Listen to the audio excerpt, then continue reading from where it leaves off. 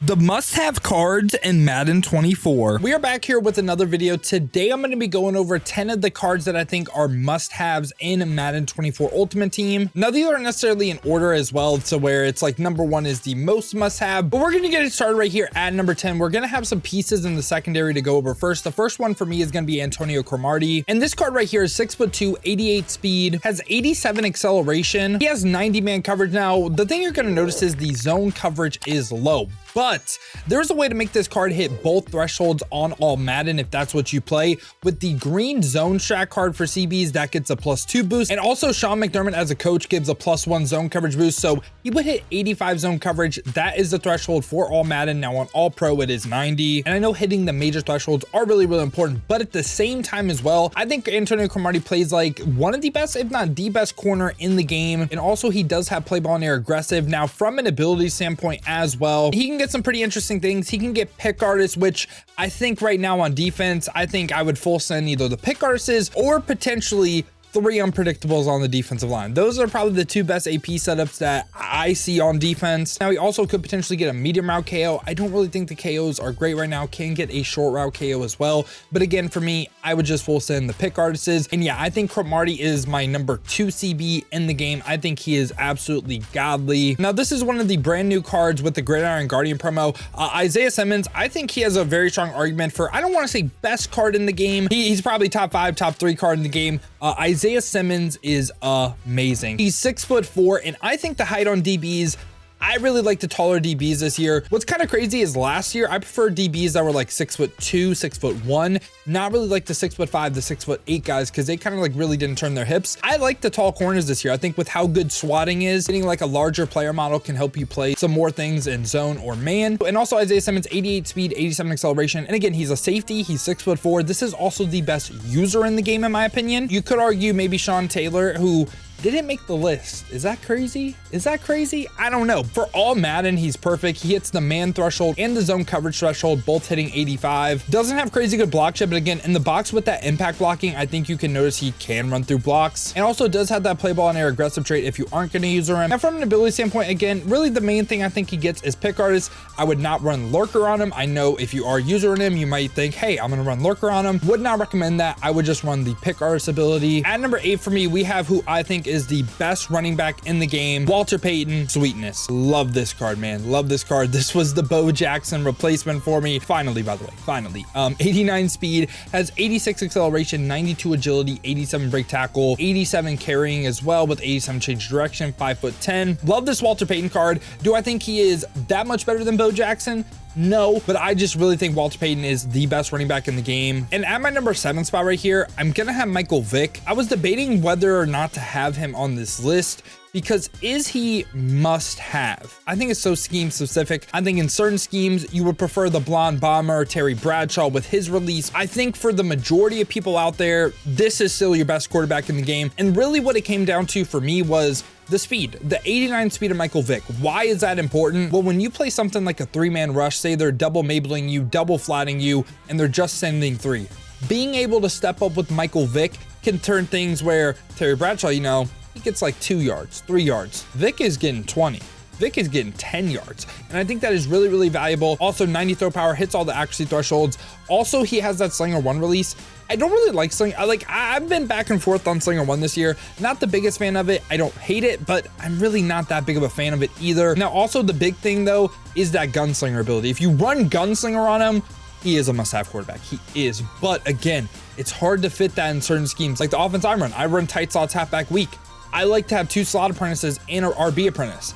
And I can't fit in gunslinger, right? I would also really love to have gift wrapped as well, but there's just so little AP to go around. I see the justification for not having gunslinger, and I don't run gunslinger on my Vick. I know that might sound crazy to some of y'all, but again, the reason he's here for me is that mobility and just the threat of stepping up in the pocket and making plays. Now, right after that, at number 6, I'm going to talk about Charles Woodson. Charles Woodson, I think, is the best cornerback in the game. He's 6'1", so has good height, 88 speed, 85 acceleration, 86 agility, 88 change of direction. Also, this time, 90 man, 90 zone. So whether you play all pro or all Madden, he hits both the thresholds for both. Also, he does have that play ball and air aggressive. And finally, from an ability standpoint, again, can get some pretty interesting things. I would just stick with the pick artist, but this time we introduced a mid-zone KO, short route KO, medium route KO. But in my opinion, like I said, I think Charles Woodson is the best corner in this game. At number 5 right here, I have an absolute difference maker on the defensive line. This is one of my personal favorite cards in the game, and that is going to be Javon Hargrave. I'm going to explain what makes this card so good, but first off, 6'2", 305, has 81 speed, 83 acceleration. What you're going to notice though, right? Really great finesse moves. 88 finesse moves, we love to see that. 72 power moves, that is a little bit low, but I'm going to show you why that doesn't matter. Also has some pretty good block shield with 86.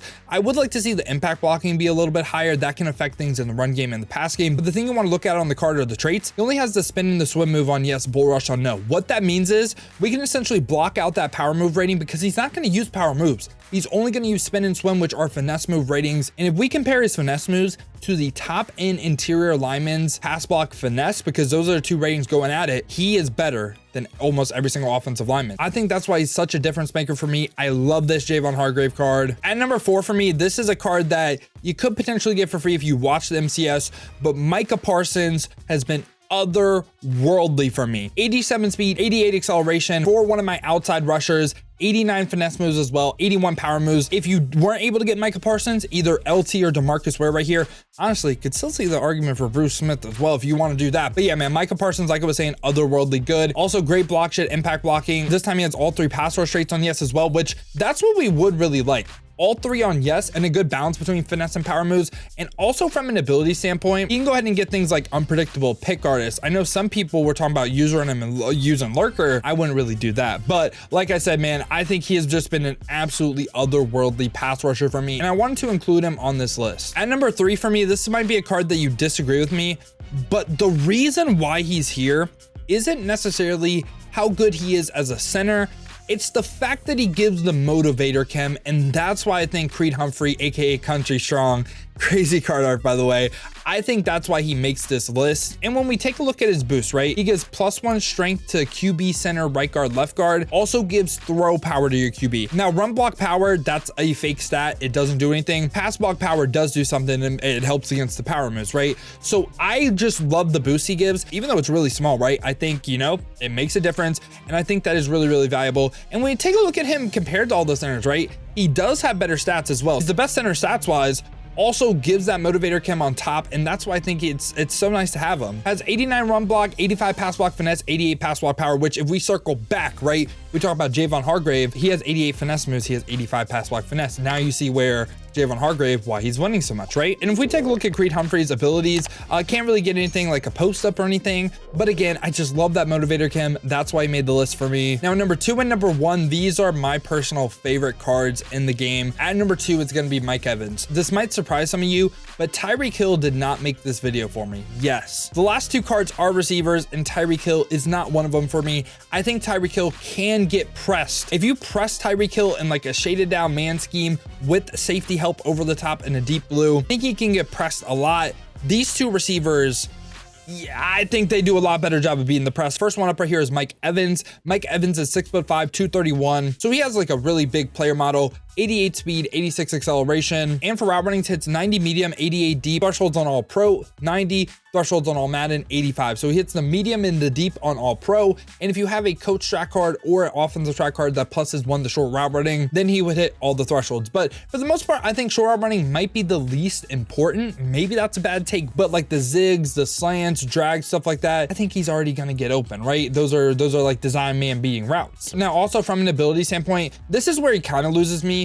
I don't run abilities on him. He can get a mid and elite, but I mean, outside apprentice, really looking for like slot app. For me, it really wasn't about abilities. It was just how the card played and also his 6'5" frame. And at number 1 right here, I think Calvin Johnson is the best card in Madden 24. Yep, I'm gonna say it.